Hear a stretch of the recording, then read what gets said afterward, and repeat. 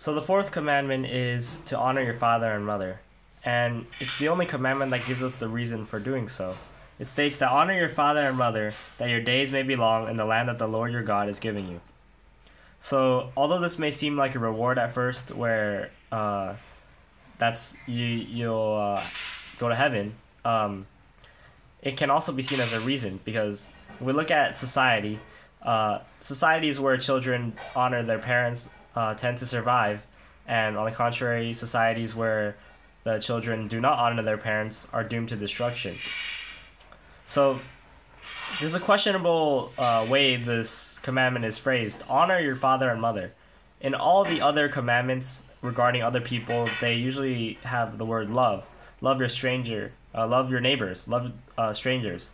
And why don't they tell us to love our parents? So sometimes it's impossible there are some unfortunate situations where it's impossible for the child to love their parents because maybe because of the way they brought them up, the way they treat their children, and sometimes it's just impossible. But the Bible tells us to love or honor our parents.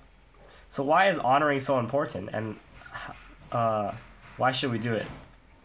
So how does it keep our society functional, or how does it help our society survive is the question. So the answer is that we can look at fatherless boys. So people who grow up without fathers are really highly more likely to commit crime, become bad people in general.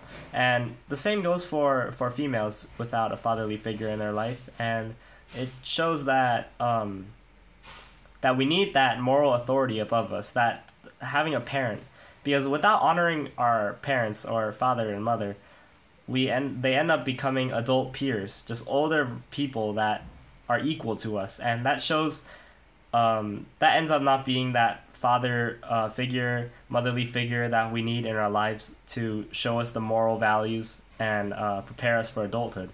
If they're just adult peers to us, then we won't get those effects that parents have, which are so important to adulthood. So another important thing is that they are the way that we recognize moral authority.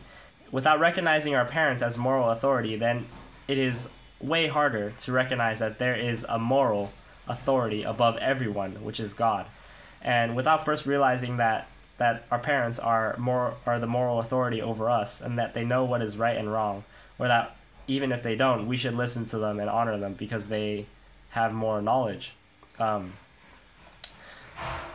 Then we can finally see that God is also a moral authority, and that is the second step after realizing that your parents are a moral authority and respecting them and honoring them.